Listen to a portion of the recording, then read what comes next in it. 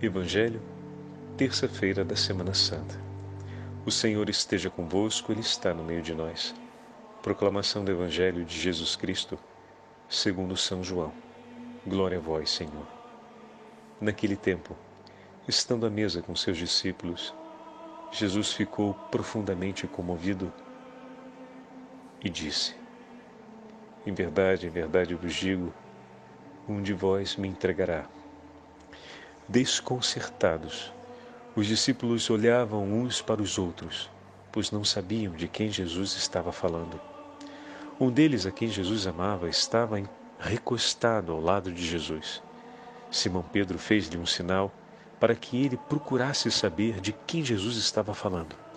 Então o discípulo, reclinando-se sobre o peito de Jesus, perguntou-lhe: Senhor, quem é? Jesus respondeu: é aquele a quem eu der o pedaço de pão passado no molho. Então Jesus molhou um pedaço de pão e deu a Judas, filho de Simão Iscariotes. Depois do pedaço de pão, Satanás entrou em Judas. Então Jesus lhe disse: o que tens a fazer, executa-o depressa. Nenhum dos presentes compreendeu porque Jesus lhe disse isso. Como Judas guardava a bolsa, alguns pensavam que Jesus lhe queria dizer: compra o que precisamos para a festa, ou que desse alguma coisa aos pobres. Depois de receber o pedaço de pão, Judas saiu imediatamente. Era noite. Depois que Judas saiu, disse Jesus: agora foi glorificado o Filho do Homem e Deus foi glorificado nele. Se Deus foi glorificado nele, também Deus o glorificará em si mesmo e o glorificará logo. Filhinhos, por pouco tempo estou ainda convosco. Vós me procurareis. E agora vos digo, como eu disse também aos judeus: para onde eu vou, vós não podeis ir. Simão Pedro perguntou: Senhor, para onde vais? Jesus respondeu-lhe: para onde eu vou, tu não me podes seguir agora, mas me seguirás mais tarde. Pedro disse: Senhor, por que não posso seguir-te agora? Eu darei minha vida por ti. Respondeu Jesus: darás a tua vida por mim? Em verdade te digo, o galo não cantará antes que me tenhas negado 3 vezes. Palavra da salvação. Glória a vós, Senhor. Terça-feira da Semana Santa, em nome do Pai, do Filho e do Espírito Santo. Amém.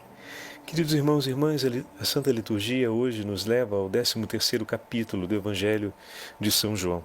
Para sermos mais precisos, estamos imediatamente após Jesus cumprir o gesto do lava-pés. Retomaremos o Evangelho do lava-pés na Quinta-feira Santa. Porém, o Evangelho de hoje nos fala, versículo 21, que tendo dito isso, Jesus perturbou-se interiormente. O Evangelho de hoje começa apresentando o coração de Jesus agitado, angustiado, tenso, diante de algo que está acontecendo. Muito bem, vamos entender. Olhemos para o versículo 20 rapidamente para recolhermos o que está se passando. Como ouvimos, trata-se do anúncio da traição de Judas. E não se restringe ao ato em si da traição de Judas, a angústia do Senhor. A sua hora está chegando. O anúncio da traição de Judas é a apresentação do momento em que o pastor será ferido e as ovelhas serão dispersas. É claro que o Senhor, que disse com toda a propriedade nos versículos precedentes: conheço aqueles que chamei. Conhece o coração dos seus discípulos. Ele não se equivocou, atenção meus irmãos, ele não se equivocou a chamar seus discípulos, mas com que dor o Senhor vê que o coração de Judas está se distanciando ao ponto de rejeitar a misericórdia e o amor com a qual Jesus tem cuidado dele. Com que dor! O texto é intenso. Se olhamos de maneira mais personalizada, coloque-se na condição de Judas, ouvindo aquilo que Jesus disse. Em verdade, vos digo, um de vós me entregará. Judas já havia planejado entregar Jesus. E nem essa palavra é suficiente para fazer o coração dele entrar em choque, naquele momento se lançar aos pés de Jesus, ele que viu por diversas vezes. Jesus que conhecia o coração daqueles que estavam à sua volta. Como a gente tende a acreditar numa certa displicência de Deus e projetamos sobre ele a nossa displicência pessoal em relação à verdade. Deus é a verdade, meus irmãos. Cristo é a verdade, o caminho, a vida. Ele é a verdade. Tudo conhece. E em tudo busca sempre e realiza sempre a verdade. Mas como às vezes a gente acredita que Deus não vê, ou que Deus não considera, ou que pode estar passando desapercebido, que conversa é essa?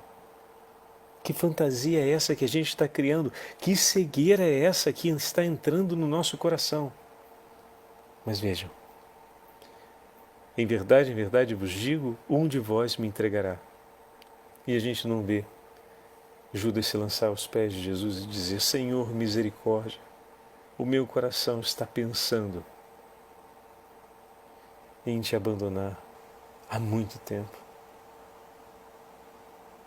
Ainda há pouco ouvíamos em Betânia, na narrativa de ontem, Judas que se antecipa em falar a respeito do valor do perfume que estava sendo derramado por Maria sobre os pés de Jesus. E João observa que no coração de Judas há uma preocupação muito grande por si mesmo. E ele diz, não é que se preocupasse com os pobres, mas porque era ladrão. João não está querendo difamar Judas, mas está querendo mostrar que Judas não conseguia amar mais do que a ele mesmo. Não conseguia amar a nenhum outro do que a ele mesmo. Amava-se a si por primeiro. E por isso não conseguia cumprir aquilo que Jesus disse nos versículos que antecederam esse versículo 21 que abre hoje o Evangelho. Se eu, Mestre, Senhor, vos lavei os pés, deveis lavar-vos os pés uns dos outros. Jesus, Mestre, Senhor, se despoja para servir na caridade e amar os seus discípulos, despoja-se de si. Ele, sendo Mestre e Senhor, age como um escravo, despojando-se completamente de si para amar o seu irmão. Judas não consegue despojar-se de si. Se ama mais do que tudo. Ao ponto, se vocês perceberem, a cena de ontem do Evangelho, meus irmãos, é muito intensa também. Porque envolve o odor, o tato, a plástica estética da cena. Imaginem Maria aos pés de Jesus, a casa tomada de perfume, o cabelo cheio de óleo de Maria, que toca as roupas de Jesus, que toca as roupas, as vestes de Maria, ela que recolhe com os seus cabelos o óleo, sua mão se torna cheia de óleo, o perfume se espalha por todas as partes. É impossível que os olhos ali presentes naquela sala, naquele momento, não parassem congelados sobre aquela cena, porque aquela cena alcançava pelos olhos os que estavam presentes, pelo olfato os que estavam presentes, pelo som os que estavam presentes, todos os sentidos estavam profundamente envolvidos ali de todos os que estavam naquele ambiente, naquela ceia, naquele jantar. Judas, porém, aqui lembra dos chefes da sinagoga, que às vezes eram severos, e um deles disse: vocês têm 7 dias da semana para vir aqui receber a cura, não me venham em dia de sábado. Meu Deus, e a gente se impressionou com a insensibilidade do coração desse homem. Olha aqui, Judas, que depois de ouvir a pregação de Jesus, de ouvir o Senhor que conhecia os corações, falar a dureza dos corações dos seus interlocutores, ele que viu a ressurreição de Lázaro, ele que acompanhou a multiplicação dos pães, ele que sentiu medo e talvez tenha sido um dos primeiros a correr para chamar Jesus, com medo de afundar na barca, porque quando amamos muito a nós mesmos, nos servimos de tudo e de todos para cumprir o bem por nós, pela nossa própria pele, pela nossa própria sorte. Talvez por primeiro fosse um dos mais preocupados em acordar logo Jesus no mar em fúria pela tempestade. Ele que passou por tudo isso, agora aqui, na última semana em que o Senhor está com eles, esperei ardentemente por essa ceia. Desejei esse momento com vocês. E amando-os, amou até o fim, assim diz a abertura do 13º capítulo. Até ali, Judas ainda não conseguia amar mais do que ele mesmo. Diante do que Jesus fala, dei-vos o exemplo a seguir. Como eu vos fiz, também vós façais. Judas não consegue. Ou melhor, corrigindo-me, Judas não escolhe morrer para si, para amar o próximo. Não escolhe despojar-se de si para poder servir no amor o irmão. É bem verdade que cada discípulo vive essa experiência de uma forma imperfeita e limitada, mas de maneira particular, Judas aqui demonstra resistir e não escolhe o que o Senhor escolheu. Versículo 20. Em verdade eu vos digo, quem recebe aquele que eu enviar, a mim recebe. E quem me recebe, recebe aquele que me enviou. Ao não receber as palavras e o mandamento de Jesus, o Pai não é amado no coração de Judas. E isso perturba profundamente o coração de Jesus, pois ele sabe o que espera aqueles que não acolhem a sua palavra, e sabe tudo o que foi oferecido para que essa palavra pudesse ser acolhida. Eu conheço os que escolhi, versículo 18. Não falo de todos vós. Eu conheço o que escolhi. Mas é preciso que se cumpra a Escritura. O Senhor conhece. E mesmo tendo dito isso, ao dizer que um deles o entregará, Judas não se lança a seus pés e suplica misericórdia. Simão Pedro, então, faz o gesto para o Senhor, vendo que João estava próximo, para que João lhe perguntasse. Só que a notícia da traição que irá se cumprir através da escolha feita por Judas causa tanta agitação entre os discípulos que eles não conseguem se dar conta daquilo que Jesus fala. Jesus cumpre o gesto em resposta à pergunta de João: quem, Senhor? E bom, ainda que fosse um gesto próprio do corpo da ceia pascal, típica dos judeus, a notícia é tão desconcertante que João vai dizer que só depois eles vão se dar conta de que Jesus havia respondido. Os discípulos já haviam entendido essa limitação de Judas. E talvez porque Jesus o acolhesse, eles também o acolhiam. Sem o testemunho de acolhimento e de amor do Senhor, eu acredito que os discípulos já teriam chamado em conta Judas, porque, convenhamos, ninguém suporta viver ao lado de uma pessoa que a gente sabe que está roubando as nossas necessidades. Já somos pobres, temos tão pouco, tudo recebemos por caridade das pessoas, e o que tiramos de nós, normalmente oferecemos para ajudar aqueles que têm uma necessidade maior do que a nossa.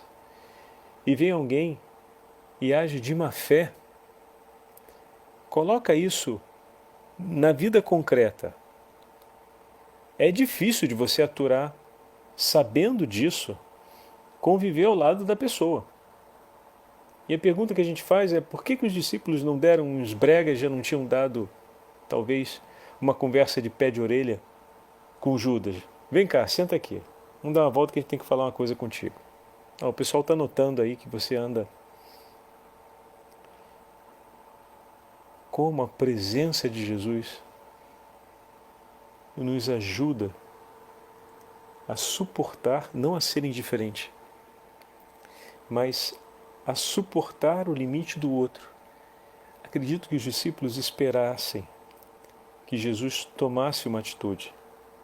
A Sagrada Escritura não fala disso, mas é bem provável que talvez já tivessem, quem sabe, até comentado algo a respeito disso com o Senhor.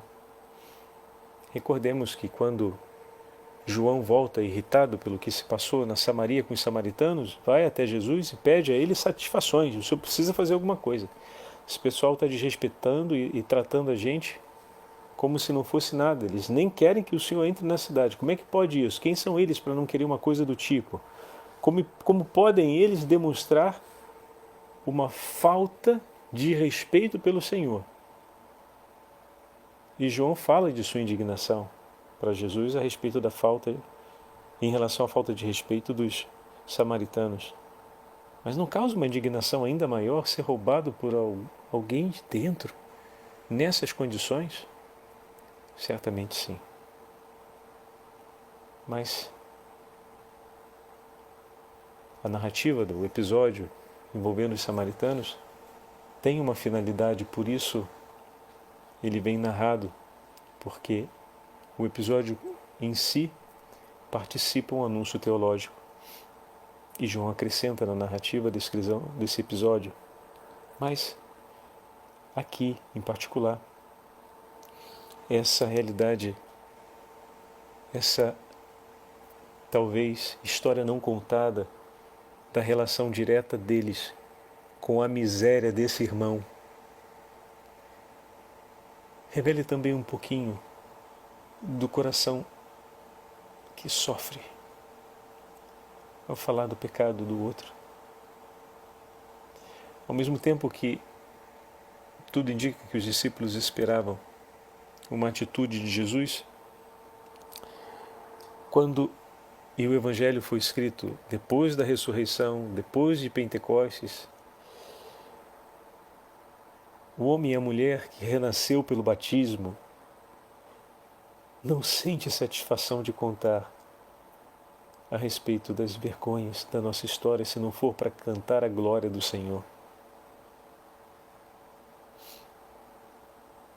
É triste falar do sofrimento que fere de morte o coração de nossos irmãos e irmãs.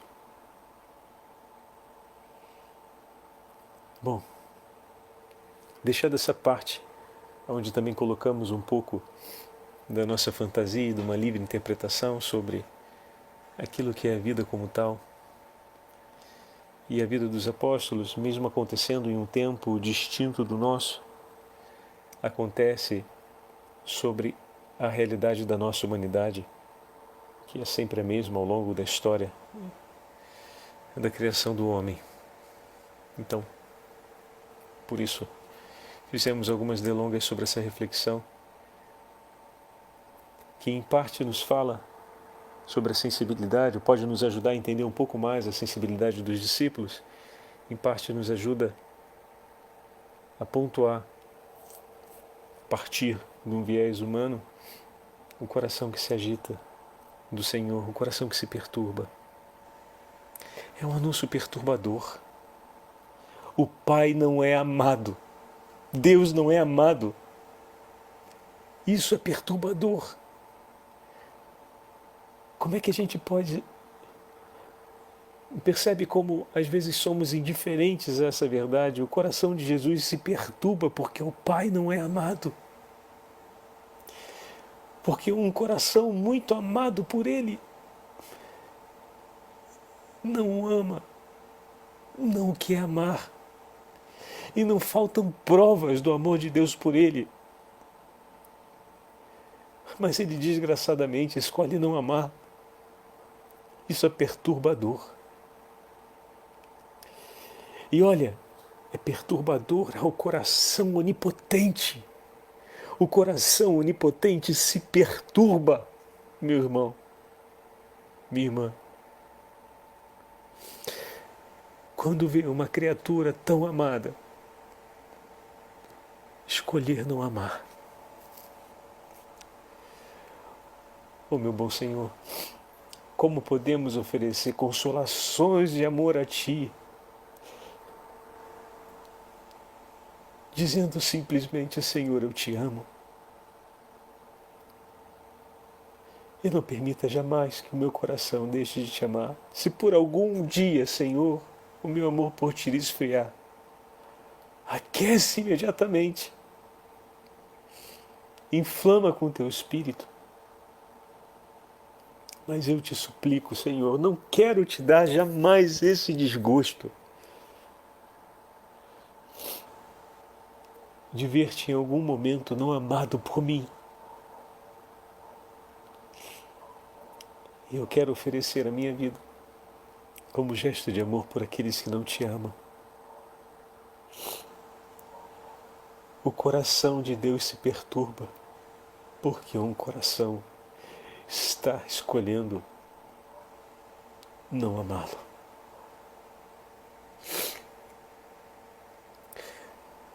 João pergunta: quem, Senhor? Mas não consegue ir além disso. Não consegue ir além do interesse curioso de saber quem é.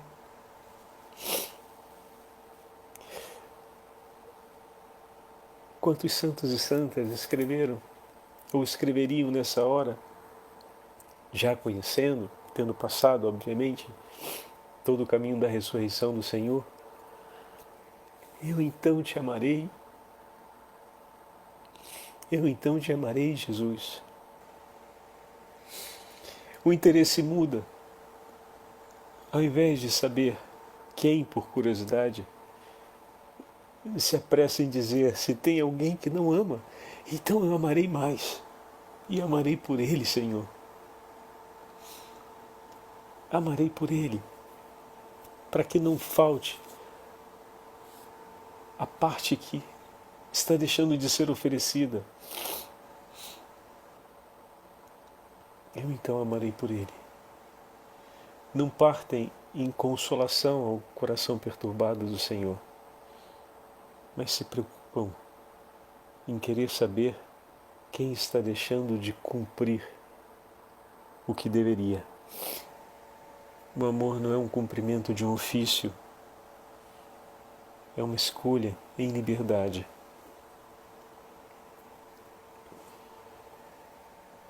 Depois que o Senhor então diz a Judas o que disse e marca o texto, penso que João escreve com grande pesar. Daquele momento em diante, Satanás entrou em seu coração. Meu Deus! O coração que foi escolhido para essa chama ardente no mundo do anúncio da ressurreição se tornou casa de Satanás, morada do inimigo de Deus. Vocês percebem a dramaticidade disso? Aquele coração escolhido pelo Senhor para ser a coluna da sua igreja. Aquele coração queria difundir o perfume, como vimos ontem, de Cristo pelo mundo. Foi invadido pelo inimigo de Deus. Isso tornou casa infernal, ao invés de lugar de paz e de vida. Isso é profundamente perturbador. Mas bom, Jesus então continua o discurso com seus discípulos. Judas sai imediatamente e João marca. Era noite. Da luz, ele parte nas trevas. Estava com Cristo na noite luminosa em que se entregava o sacramento da Eucaristia, em que se entregava o sacerdócio, e Judas escolhe partir de junto daquele que disse: eu sou a luz do mundo, e quem me segue não andará nas trevas, e se precipita em meio à noite e se lança nas trevas da noite. É simbólico e é intenso. Ele desmorona em meio às trevas e desaparece nela. Oh, meu Jesus! Realmente é compreensível o seu coração perturbado por ver aquele que foi tão amado lançar-se em meia-noite, abandonar as luzes e se lançar nas trevas.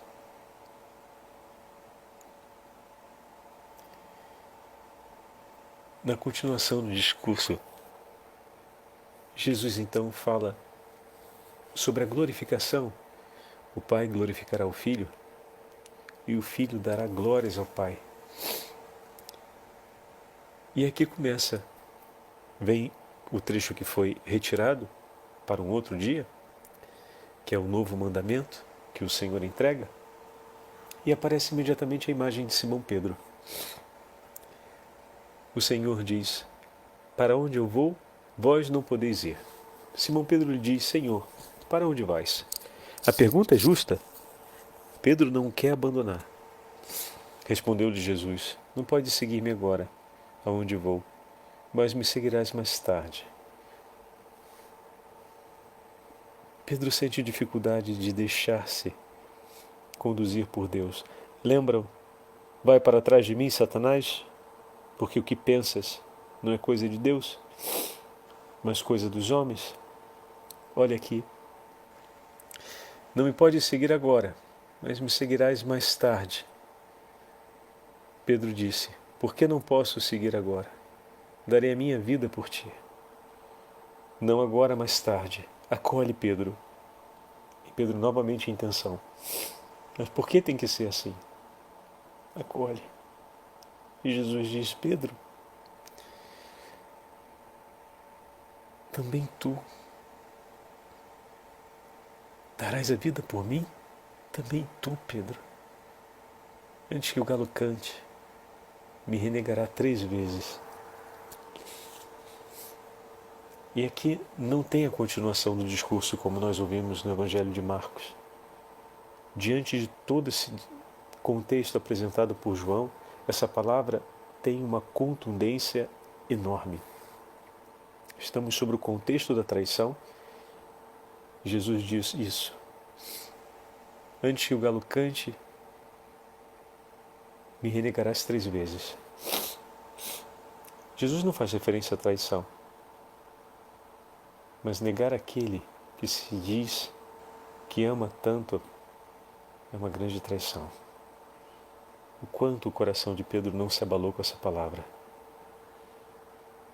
O quanto essa revelação de Jesus não deve ter feito com que Pedro repensasse tudo o que se passou.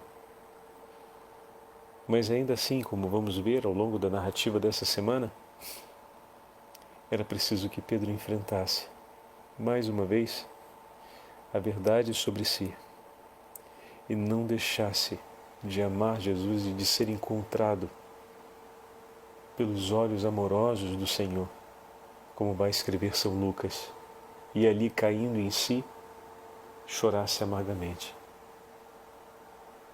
Pedro, por um triz,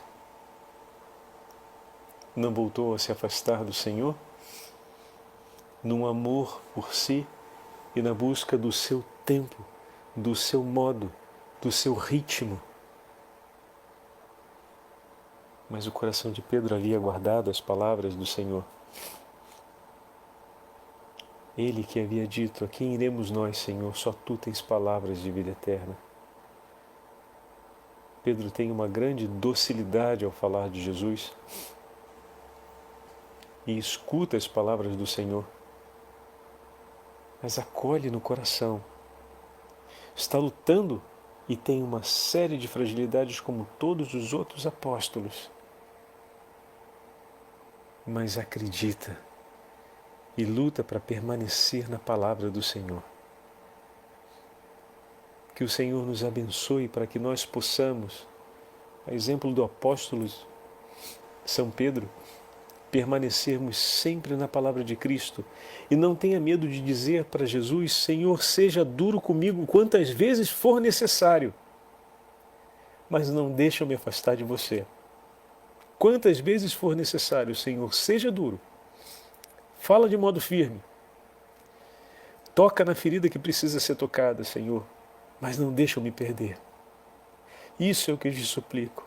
Não deixe eu me perder.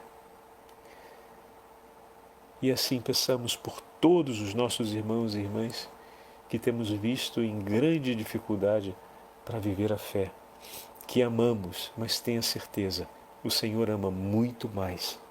E nós podemos suplicar por eles também a mesma súplica.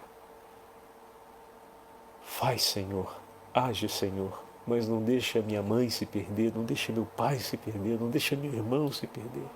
Não deixe essa pessoa que eu amo se perder, Jesus. Eu te suplico. E que esse nosso itinerário de hoje, até a Quinta-feira Santa em especial, seja uma grande súplica nessa intenção. Pela nossa salvação e pela salvação de nossos irmãos e irmãs. O Senhor esteja convosco. Ele está no meio de nós. Pela intercessão dos santos apóstolos de Deus, São José e a Santíssima Mãe de Deus, abençoe-vos o Deus Todo-Poderoso, Pai, Filho e Espírito Santo. Amém.